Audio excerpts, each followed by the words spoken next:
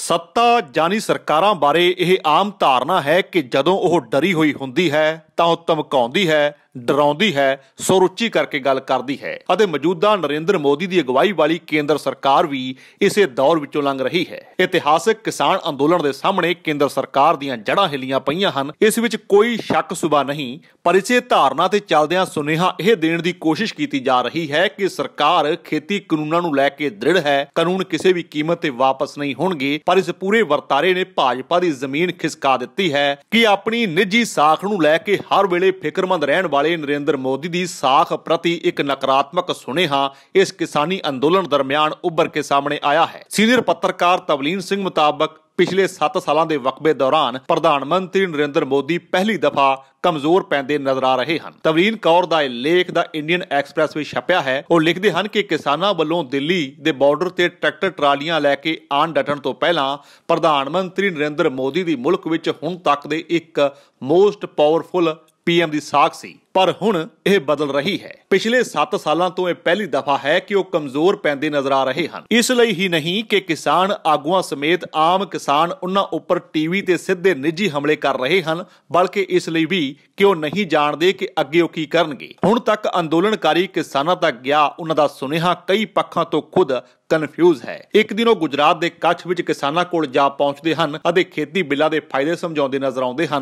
वो मध्य प्रदेश के किसानां नाल ऑनलाइन माध्यम राही गलबात करते हैं, पर उन्हां नाल नहीं जो महज कुछ किलोमीटर दूर दिल्ली दीआं बरूहां ते मोर्चे खोली बैठे हैं। इस तो पहला वो अचानक गुरुद्वारा रकाबगंज साहब जा पहुंचते हैं, क्योंकि अंदोलनकारी किसानां विच सिख किसानां दी बहुतात है ते उन्हां दी ये फेरी भी उन्हां दी थिड़कदी पोजीशन दी शाह दी भरदी है। तवलीन सिंह लिखते हैं कि यह ठीक उस दरमियान वापरदा है जदों एक हफ्ता पहला उन्होंने अपने मंत्रियों, पार्टी आगुआं ते बुलारियां नूं प्रवानगी दित्ती हुई है कि वह टीवी डिबेट ते सोशल मीडिया का इस्तेमाल करदिआं अंदोलनकारी किसानां नूं बदनाम करन दे लई उन्हां नूं खालिस्तानी नक्सलवादी कहण। पर इह सारे दा पुठे पए तां अचानक बीजेपी के तर्जमान किसानां नूं भगवान ते अन्नदाता ऐलानण लग पए। सरकार नरम होई ते किसानां वल्लों हर चुके तौखले दी हार दुहाई पाई जान लगी है। ये तिन्ना खेती कानूनां विचों जो भी वो सोध चाहुंदे हन कीते जाण दी हामी सरकार वल्लों भरी जान लगी। तां इस दा मतलब तां फिर यह साफ होया कि कानून विच खामियां हन, पर इस मसले ते प्रधानमंत्री मोदी दी गंभीरता सामने आउण विच कुछ देर होई है।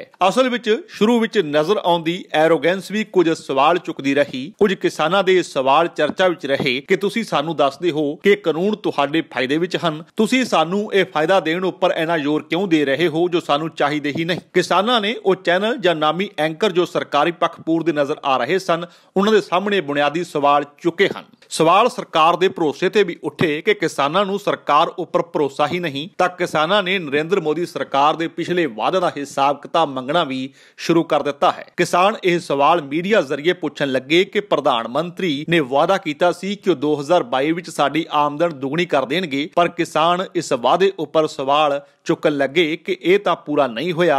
नाल ही गन्ना किसानां दी अदायगी बारे प्रधानमंत्री दे वादन दा भी हिसाब मंगिया जान लगा। असल विच मुल्क विच विरोध विच उठदी आवाज नूं जिस तरीके नाल राष्ट्र विरोधी ऐलान के झुका देण वाला रुझान पिछले काफी समय तो जोर फड़ चुक्या है अते हर तत्थ नूं हिंदू मुस्लिम दा नैरेटिव उसार रोल दिता जाता है। पर किसानी अंदोलन विच सारे दा इह हथकंडे काम नहीं आ रहे हैं। किसान हुणे खुल के बयान कर रहे हैं कि सानू आपस विच लड़ाउणा चाहुंदे हन, पर हुण असी सब एकजुट हां। हिंदू मुस्लिम सिख ईसाई सब एक हन, असी हुण सब इकट्ठे हो चुके हां। असल में जिस तरीके का माहौल मुल्क विच उसारिया गया ਉਹ इन्हां दी सियासत नूं सटीक बैठदा सी। असल विच इन्हां दे पैरां हेठों जमीन खिसकाउण वाला है कि लोग इन्हां दी हर चाल नूं खुल के बेपर्दा कर रहे हैं। तवलीन सिंह दा कहना है कि सरकार विच स्पष्टता दी घाट है। इन्हां दे मंत्री हुण होर लहजे च बोल रहे हैं, पर बीजेपी के Twitter warrior social media platform पर अंदोलनकारी किसानों के खिलाफ नफरत फैला रहे हैं, खास तौर पर सिख किसानों के खिलाफ। मीडिया ते एक वड्डे धड़े समेत इसनूं कौमांतरी पद्धर तो प्रायोजित दसदे हन। वो कहंदे हन कि उही लोग हन जिन्हां ने नागरिकता सोध कानून वेले विरोध कीता सी, हुण किसानां नूं गुमराह करके मुल्क नूं वंडण दी साजिश कर रहे हैं। पर असलीयत तां इह है कि किसान अपणीआं ज़मीनां बचाउण दी लड़ाई लड़ रहे हैं।